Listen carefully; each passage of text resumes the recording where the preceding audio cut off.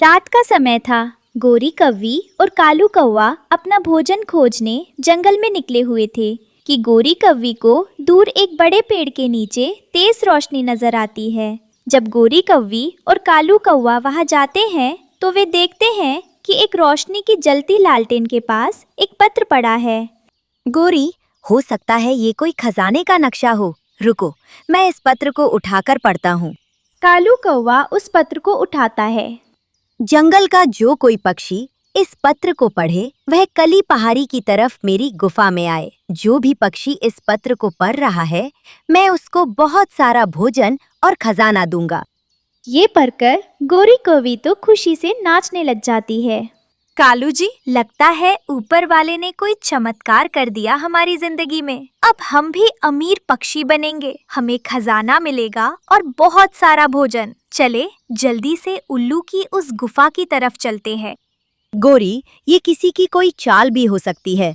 हमें इस तरह इस पत्र पर विश्वास नहीं करना चाहिए। फिर कालू कौवा और गोरी कौवी उड़ते हैं और उल्लू की उस गुफा के बाहर पहुंच जाते हैं। उस गुफा के बाहर एक बड़ा सा दरवाजा लगा हुआ था, लेकिन जैसे ही दोनों कौवे उस गुफा के दरवाजे के पास जाकर खड़े होते हैं वो दरवाजा खुद ही खुल जाता है। दोनों अंदर जाते हैं और दरवाजा बंद हो जाता है। फिर एक रोशनी चमकती है और उल्लू दोनों कौवों के सामने प्रकट हो जाता है। मुझे पता था मेरा वह पत्र पढ़कर कोई न कोई पक्षी यहाँ जरूर आएगा। तो तुम वो दोनों खुशकिस्मत पक्षी हो जिसको बहुत सारा खजाना और भोजन मिलेगा। जी जी उल्लू जी, हमने ही वह पत्र पढ़ा है। अब हमें जल्दी से हमारा खजाना और भोजन दे दीजिए। अगर तुम दोनों ने खजाना पाना है तो तुम्हें पहले मेरे कुछ काम करने होंगे, उसके बाद ही मैं तुम्हें खजाना दूंगा। उल्लू जी, खजाना और भोजन पाने के लिए अब आप जो कहेंगे हम करने को तैयार हैं। जल्दी बताएं हमें क्या करना है।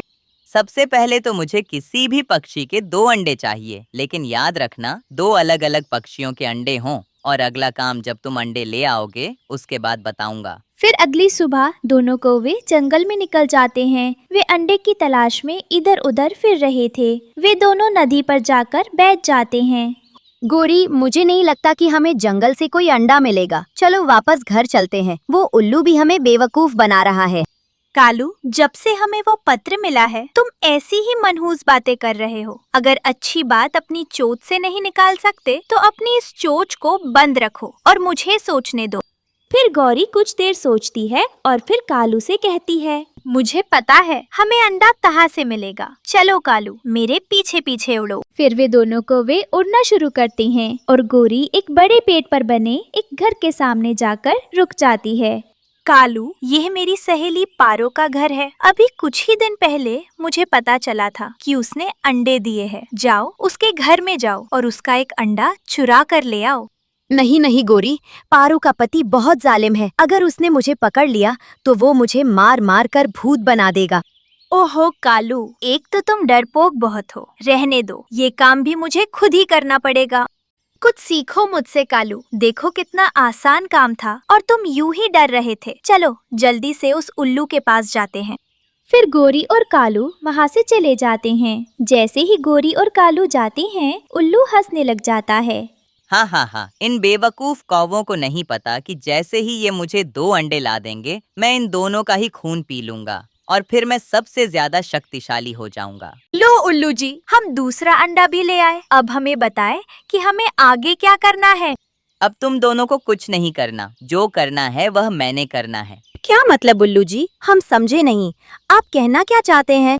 अब पूनम की रात को जब चांद पूरी तरह निकल आएगा मैं तुम दोनों कौवों का खून पी लूंगा और मैं इस जंगल में सबसे ज्यादा शक्तिशाली बन जाऊंगा। भागो कालू, जल्दी यहाँ से भागो। ये उल्लू तो हमें ही खाने के चक्कर में है।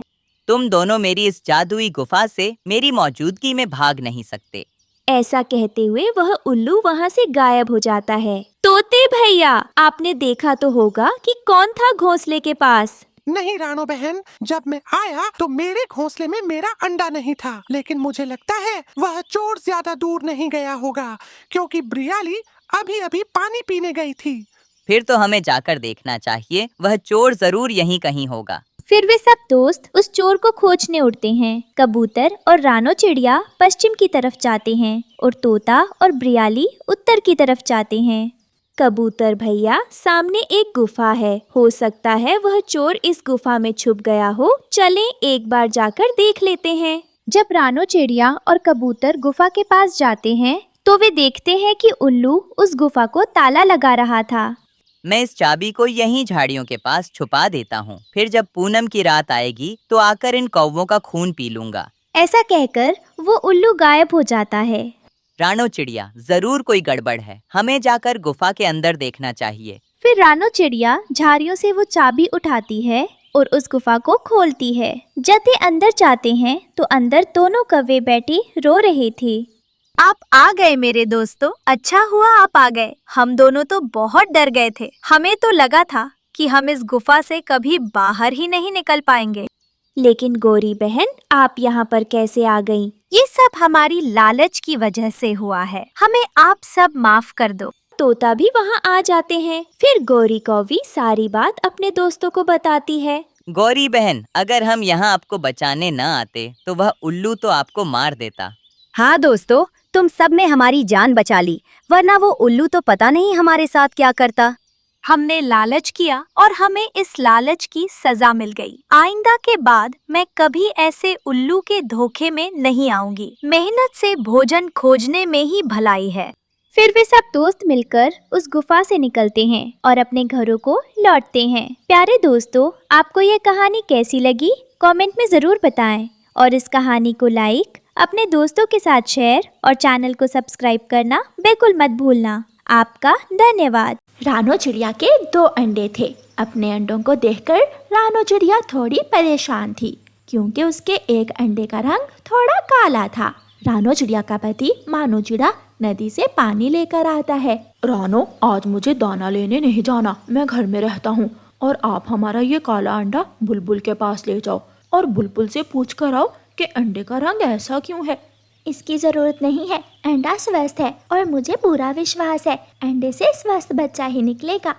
अंडे का रंग देखकर मुझे बहुत चिंता हो रही है। आप चिंता ना करें, 2 दिन ही तो रहते हैं। हमारे बच्चे 2 दिन बाद हमारी आंखों के सामने होंगे। पापा चिड़िया दाना लेने जंगल में दूर दूर तक जाता। वो अपने नए आने वाले बच्चों के लिए भोजन जमा कर रहा था। ये मीठा फल मैं पहले भोजन में दूंगा अपने बच्चों को। ऐसा सोचते हुए पापा चिड़िया मीठा फल तोड़ लेता है। घर में मौजूद मम्मा चिड़िया तो आंख भी नहीं झपक रही थी, क्योंकि आज मम्मा चिड़िया के अंडे फूटने वाले थे। अंडों में से टक टक की आवाज आती है। मम्मा चिड़िया दिल थाम कर बैठ जाती है। वो बहुत पुरजोश थी अपने आने वाले बच्चों को देखने के लिए।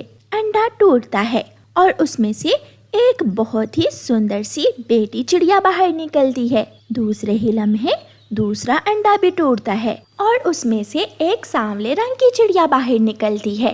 बड़ी बहन छोटी को देखते ही हंसने लगती है।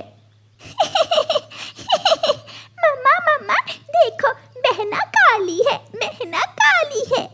मम्मा, क्या काला रंग अच्छा नहीं होता? मैं काली हूँ तो क्या हुआ? मेरे माता पिता मेरी बहना तो गौरी चिट्टी है ना। इतने में पापा चिड़िया भी बाहर से दाना और मीठा फल लेकर पहुंच जाता है। रानो, अंडे फूट गए। ये कौन है? हमारी एक बेटी का रंग थोड़ा सांवला है। थोड़ा नहीं, कुछ ज्यादा ही। ये किस पर चली गई? हमारे तो परिवार में कोई ऐसा ना था। पापा, आप मुझे देखकर खुश नहीं हुए क्या? लो, ये दाना खा लो। पापा चिड़िया अपनी सांवली बेटी को दाना देता है और मीठा फल दूसरी बेटी को दे देता है।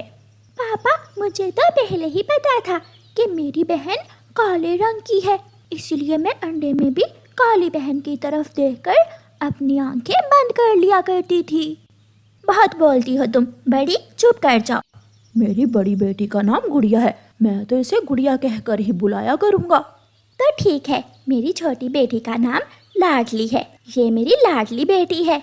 कई दिनों बाद मम्मा चिड़िया दूसरे दिन नदी पर जाती है। मम्मा चिड़िया नदी से नहाती है और पानी पीती है और पापा चिड़िया हर रोज की तरह अपना दाना कमाने चला जाता है।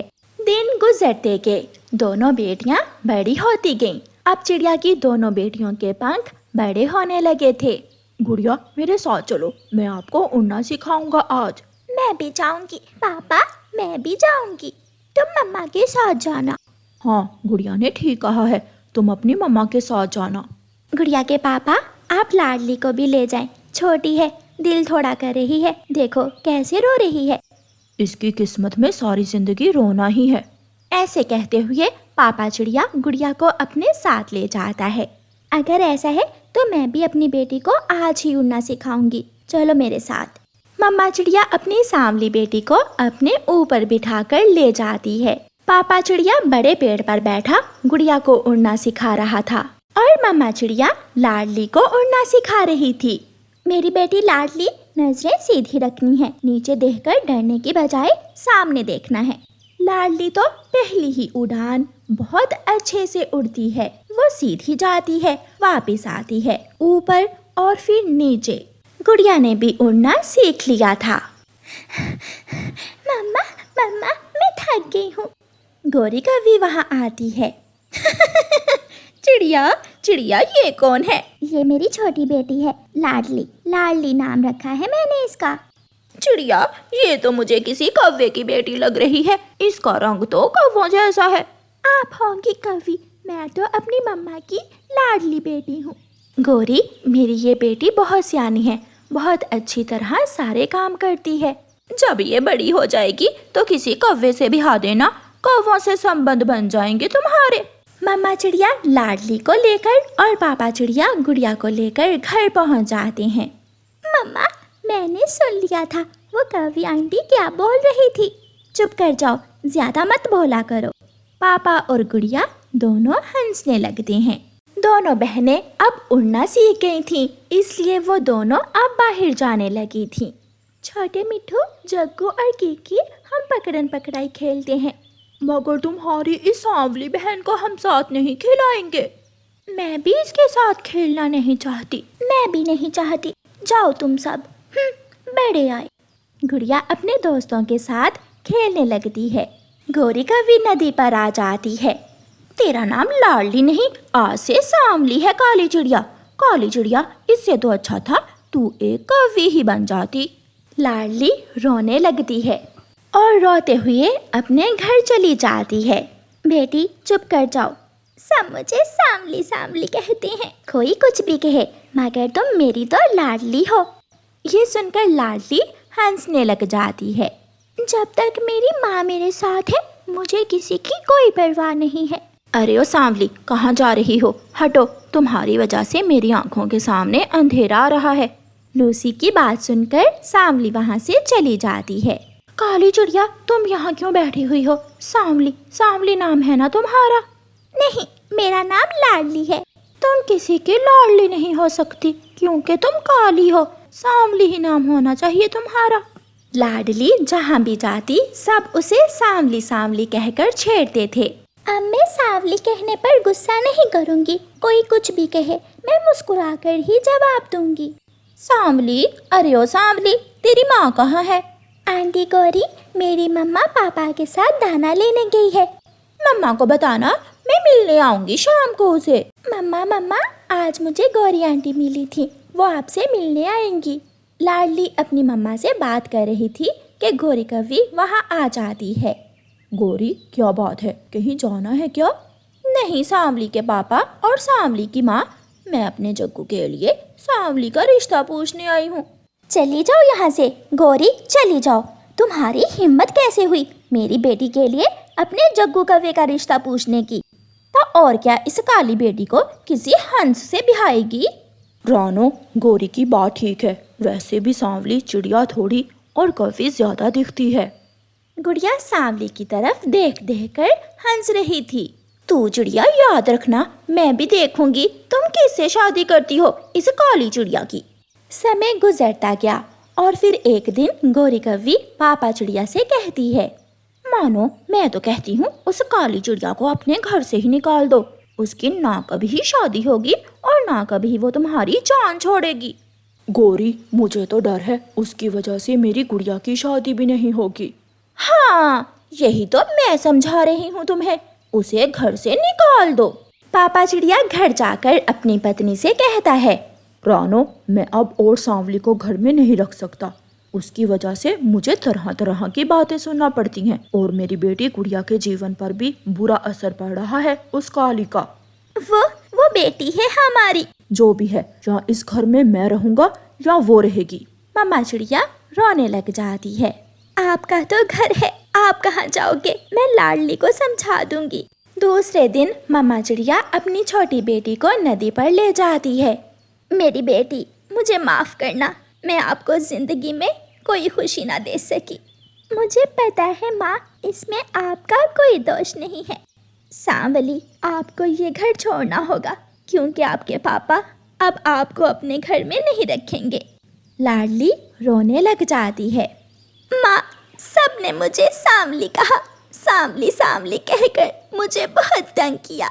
आपने हमेशा मुझे लाडली कहा, मगर आज आपने भी मुझे सांवली कहकर पुकारा।